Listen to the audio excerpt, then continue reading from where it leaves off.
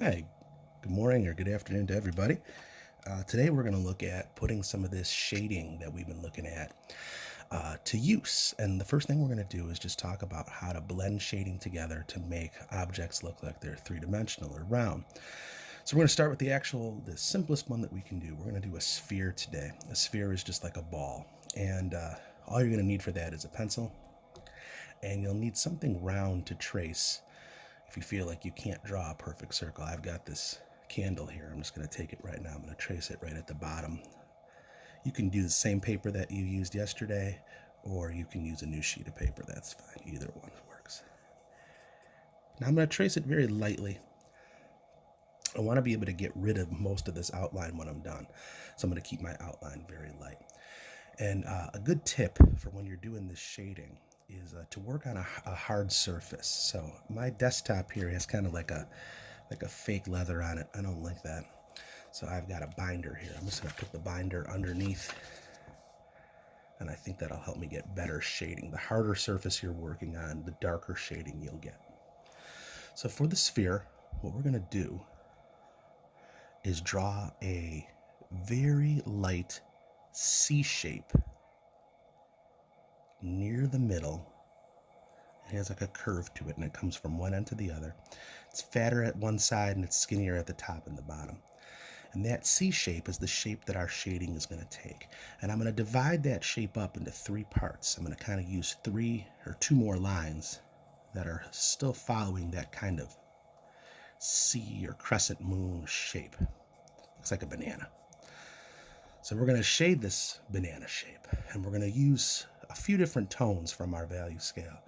At the back end here, I'm going to go my darkest tone. And this last stripe is going to be my number 7 tone. So I'm going to start shading that in. And here I'm using a little bit more of the tip of my pencil because I want to dig in pretty hard and get some really nice dark shading.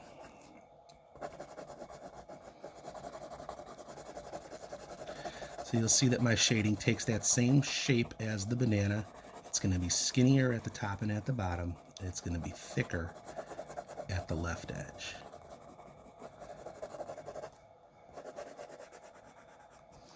Now I'm going to look at my value scale, and I'm going to look at like this number 5 value. And this number 5 value is going to go in the middle. So I'm going to try to use more of the side of my pencil.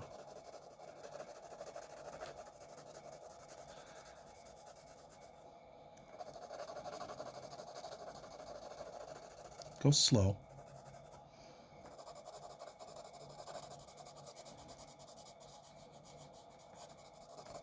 And I think that's pretty close to my number 5 value if I look at it. My last little bit of the banana is going to be this number 3. So my magic numbers for today are 7, 5, and 3. And here I'm just going to kind of barely touch my pencil to the paper and fill in that last banana shape. Getting a little scratchy here. My pencil's a little too sharp. That's okay. I'll be able to fix it. You might have to turn the paper as you do this. I'm trying to keep the paper in one spot so that it's not moving around in the video. But if you need to turn the paper a few times to do this, this is okay. Alright, so now I've got 3 stripes of shading. The first thing I'm going to do is I'm going to run my eraser right along the edge here. And I'm going to try to get rid of that original line that I drew. I don't want to see any lines in my shading. I only want to see shades. And now what I'm going to try to do is bring these shadows together. So in between my 7 and my 5, I'm going to put just a little bit of that number 6 value, or that number 6 shade, right on the transition, right on the border line in between those two. And in between my 5 and my 3, I'm going to put a little bit of that number 4 value.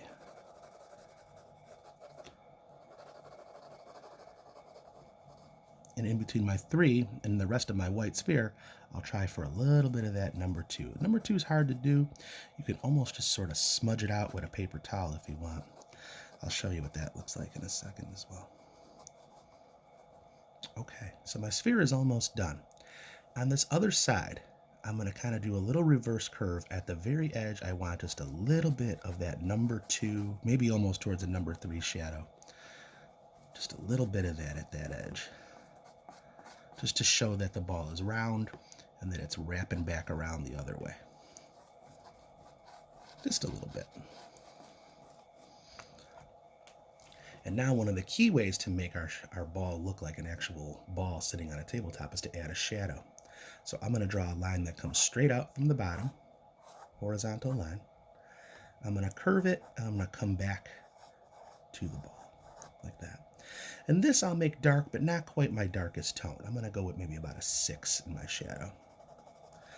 You can get fancy. You can do your shadow a little darker next to the ball itself, next to the sphere, and then fade it out a little bit. That's fine if you want to go that way. Or you can just do a solid shadow.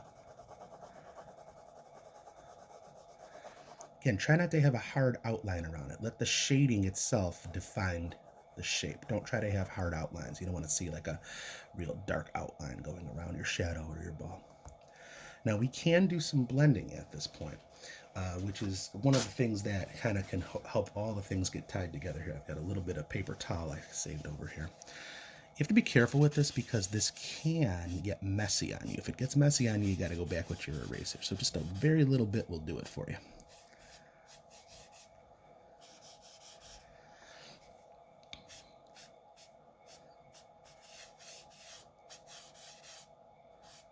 And if you went outside your lines a little bit, you can clean it up with your eraser.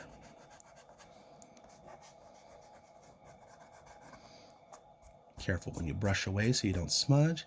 And that is the sphere.